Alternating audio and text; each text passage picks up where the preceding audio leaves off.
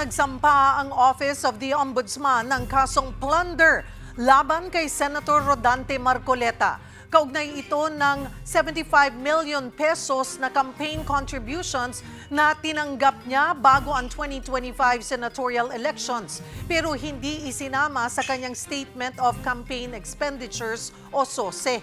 Magbabalita si Mobile Journal, Arles de los Santos. Arles, ano ang detalye sa inihain na kaso laban kay Senator Marcoleta at bakit isinama rin sa mga kaso ang tatlong donors? Yes, Cheryl, pasado alas 10 nga ng umaga ay inihain na ng Office of the Ombudsman ang non-bailable na reklamong plunder laban kay Senator Rodante Marcoleta. Bunsod yan ng kanya mismong sariling pag-amin na tumanggap umano siya ng 75 million pesos na campaign donations para sa halalan 2025.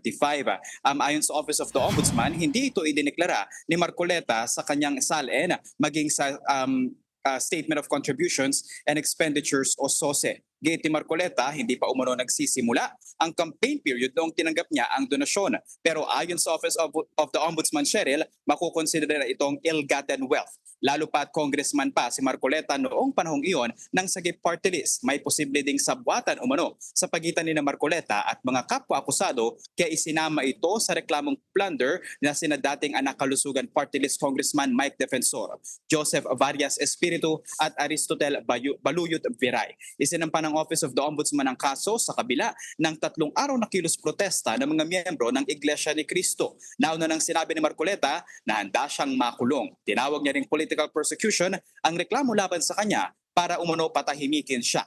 Bagay na itinanggi ng Office of the Ombudsman. Cheryl. So ano ang susunod na legal na proseso at kailan posibleng arestuhin, iserve kay Senator Marcoleta?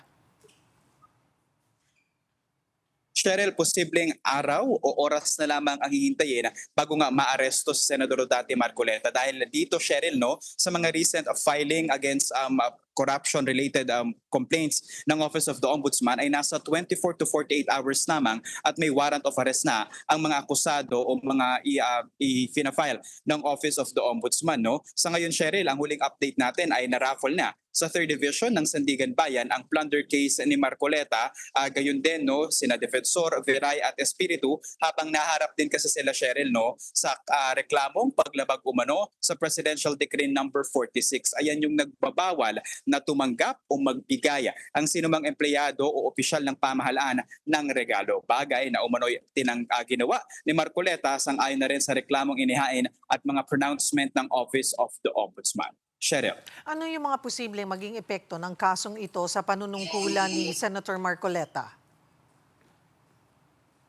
Unang-una, Cheryl, ay posible na hindi makalahok si Senador Rodante Marcoleta sa paparating na impeachment trial ni Vice President Sara Duterte na magsisimula sa susunod na linggo sa July 6. Dahil, Cheryl, no, sang-ayon sa ating Philippine Anti-Plunder Law, no, or yung RA 7080, ang sinumang public official na mayroong valid criminal prosecution for plunder ay kailangan mandatory na masuspend sa kanyang opisina habang dinidinig yung kaso laban sa kanya. No? At yan, Cheryl, yung posibleng ang maging balakid para makabahagi ito si Marcoleta sa impeachment trial ni Vice President Sara Duterte. Kaya paulit-ulit niya na sinasabi na ito ay political persecution at nais lamang siyang pigilan na makalahok doon sa impeachment. No? At kabukod dyan, Cheryl, hindi lamang siya ang posibleng ang hindi na makatungtong muna sa Senado kapag siya ay naaresto dahil gayon din si Senador Jinggoy Estrada na suspendido na rin para naman sa reklamong graft dito pa rin sa Sandigan Bayan.